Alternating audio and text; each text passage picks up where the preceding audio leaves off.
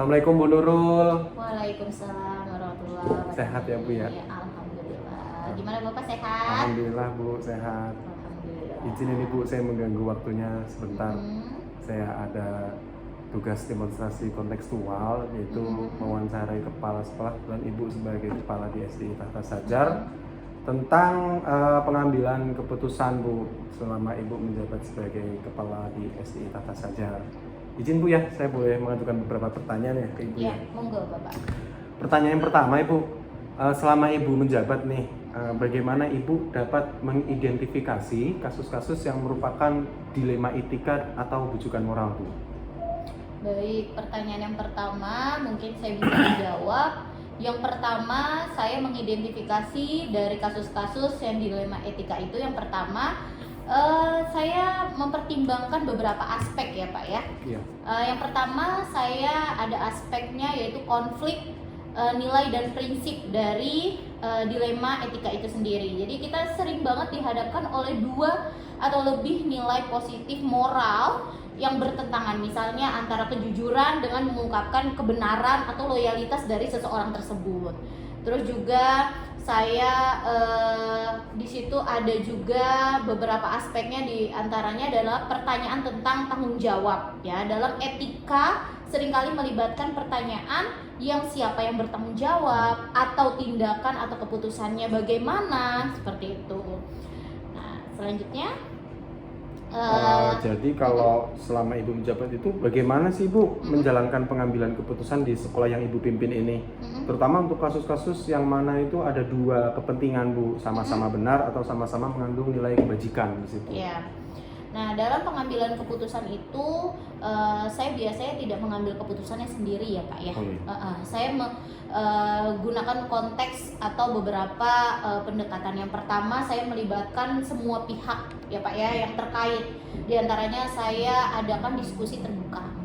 Diskusi terbuka dengan guru-guru senior ya, ataupun ada tim yang memang saya memiliki tim di SD Islam Tahta Sajar ini, tim pengambilan keputusan. Saya rundingkan diskusi seperti itu. Kalau memangnya tim ini belum menemukan solusi yang tepat, kita libatkan juga orang-orang yang masuk ke dalam, bisa masuk ke dalam kategori ini, yaitu apa? Yayasan. Oh, iya. Ya, karena kami di yayasan juga kita mempunyai tim konsultasi, kayak konsultan ya Pak ya, dalam pengambilan keputusan yang memang saya rasa keputusan ini tidak bisa saya ambil sendiri gitu. Sangat luar biasa Bu ya, kolaborasinya sangat bagus Bu. Pertanyaan berikutnya Bu, langkah-langkah atau prosedur seperti apa sih Bu yang biasa Ibu lakukan selama ini? Kalau langkah-langkah dalam pengambilan keputusan ya, Keputusan, tentunya betul. ya. Langkah-langkahnya mungkin yang biasa saya terapkan, yang pertama itu dalam pengambilan keputusan, yang pertama itu adalah identifikasi masalah itu sendiri ya. Jadi identifikasi adalah langkah awal dalam pengambilan keputusan. Jadi setelah identifikasi dari masalah itu, saya pengumpulan data atau sumber ya, pengumpulan data atau sumber. Jadi saya tidak mengambil dari beberapa, hanya satu sumber, jadi saya harus mengambil dari beberapa sumber sehingga saya bisa mendapatkan sumber-sumber yang terpercaya, yang konkret, yang nyata ya. Setelah pengambilan sumber, saya langsung mengadakan diskusi Pak ya, diskusi dari identifikasi itu, diskusi dengan konsultan ya dari tim keputusan yang ada di sekolah saya. Setelah diskusi pastinya kita akan mendapatkan alternatif solusi, ya kan? Nah, alternatif solusi itulah yang kita gunakan dalam pengambilan keputusan. Nah, setelah pengambilan keputusan pun kita lakukan dengan komunikasi yang baik, ya, kepada si yang mendapatkan masalah itu. Otomatis kita sampaikan juga dengan komunikasi yang baik. Baik, berikutnya Bu, hal-hal apa saja sih Bu yang selama ini Ibu anggap efektif dalam pengambilan keputusan pada kasus-kasus dilema etika? Jadi yang pertama biasanya saya ada beberapa yang saya anggap efektif ya. Itu yang pertama adalah pendekatan partisipatif.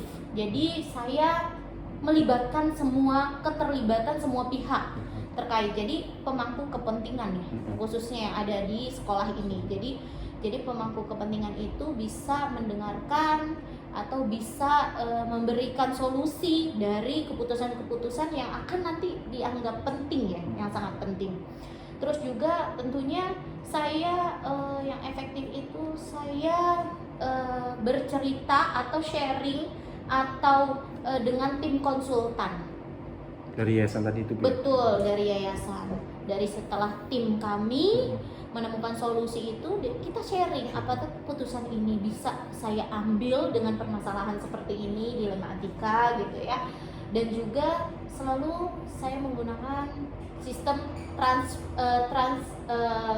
transparansi atau akuntabilitas. Jadi segala sesuatu saya prosesnya terbuka ya. Dan juga pengambilan keputusan ini siap bertanggung jawab, ya saya harus siap bertanggung jawab atas pengambilan keputusan itu. Kalau hal-hal apa saja yang selama ini merupakan tantangan dalam pengambilan keputusan pada kasus-kasus dilema etika Bu? Yang menjadi tantangan? Tantangan ya? Iya. Nah biasanya tantangan ini yang utama banget biasanya itu saya melihat konflik nilai atau prinsip yang sama-sama benar nih Pak. Iya. Ya kan? Nah, jadi saya agak bingung nih, sama-sama benar ya kan. Bentrokan antara nilai-nilai yang sama-sama penting itu adalah saya adalah tantangan sendiri nih Pak. Jadi saya agak bingung atau harus bisa kayak semacam saya harus jadi tindakan-tindakan di luar dari pribadi, ya kan? Ini orang ini baik, tapi ini juga benar. Ini orang ini seperti ini. Jadi itu harus saya utamakan. Prioritasnya itu memutuskan nilai mana yang paling kita prioritaskan, itu yang paling sulit Pak. Ya. Terus juga tidak ada solusi yang sepenuhnya memuaskan. Ya. Ya, dalam dilema etika pasti tidak ada pilihan yang sempurna menurut saya, sehingga keputusan diambil selalu mengorbankan satu untuk mendukung nilai yang lainnya. Oke, keren ya. Yeah. Kalau Ibu, apakah Ibu memiliki sebuah jadwal tertentu Bu dalam sebuah penyelesaian kasus dilema etika, atau Ibu mungkin langsung menyelesaikan di tempat, atau mungkin memiliki sebuah jadwal untuk menyelesaikannya, terus kemudian bentuk atau prosedur seperti apa yang Ibu jalankan di dalam penyelesaian masalah tersebut? Oke, baik. Jadi kalau saya khususnya Pak, untuk memutuskan dalam ada kasus nih masalah itu tidak harus langsung diputuskan. Jadi pengalaman saya itu selalu membuat ada jadwal dalam keputusan masalah. Yang pertama, biasanya saya menyelesaikan kasus dilema etika ini, yang pertama saya identifikasi masalah. Nah, itu biasanya 1-2 hari, Pak. Ya, 1-2 hari. Di situ juga saya ada pengumpulan datanya ya, Pak, mencari beberapa data dan juga sumber-sumber yang bisa jadi acuan. Balik ada 3-7 hari. Terus juga di situ saya perlu juga yang namanya diskusi dengan tim gitu ya. Ada beberapa orang yang saya undang khususnya, ada yang konsultan, komite dan lain sebagainya. Itu bisa 2 minggu ya, atau juga penyusunan keputusan. Jadi setelah diskusi ya, identifikasi masalah selesai, di situ menemukan alternatif solusi. Nah, itu adalah penyusunan keputusan, itu bisa sampai 2-3 minggu Bapak. Oke, ada jadwalnya Bu ya. Kemudian Bu, adakah seseorang atau faktor-faktor apa yang selama ini mempermudah atau membantu Ibu dalam pengambilan keputusan dalam kasus-kasus dilema etika? Oh, pasti ada Pak. Saya tentunya tidak bisa bekerja sendiri di sini, ya kan? Pasti saya memerlukan ada tim, ya kan? Dan tim di sekolah ini saya juga dari beberapa aspek, ya kan? Dari tim pengambilan keputusan, saya mempunyai tim pengambilan keputusan. Di antaranya di situ ada guru senior yang memang saya membutuhkan pengalaman dari berbagai jenis permasalahan yang pernah mereka alami juga. Dan juga saya juga mempunyai tim konsultan, ya kan? Tim konsultan yayasan memang di-hire oleh yayasan mengenai masalah-masalah yang terjadi di sekolah ini. Dan saya juga memiliki komite wali murid ya. Wali murid ya memang alhamdulillah yang selalu mensupport kegiatan di sekolah. Jadi tim-tim inilah yang alhamdulillah yang membantu saya dalam pengambilan keputusan gitu. Luar biasa sekali nih Bu kolaborasinya. Baik Ibu, pertanyaan terakhir Ibu untuk penutup, dari semua hal yang telah Ibu sampaikan tadi, pembelajaran apa yang dapat Ibu petik dari pengalaman Ibu mengambil keputusan dilema etika? Pengalamannya yang pertama ya dalam pengambilan keputusan ini memang yang saya hadapi memang nggak mudah ya Pak ya. Yang terpentingnya yang pertama adalah refleksi yang saya betul refleksi yang saya lakukan. Jadi saya mengambil waktu untuk berpikir, ya kan. Dari banyaknya kasus keputusan yang diambil, saya jangan sampai keputusannya terlalu terburu-buru sehingga dapat merugikan orang lain, ya kan. Nah itu sih pentingnya berefleksi. Terus yang kedua, pentingnya juga kekuatan dari kolaborasi. Yang tadi saya bilang, jadi keputusan yang lebih baik dengan bekerja sama, yaitu keputusan yang memang melibatkan semua kepentingan gitu.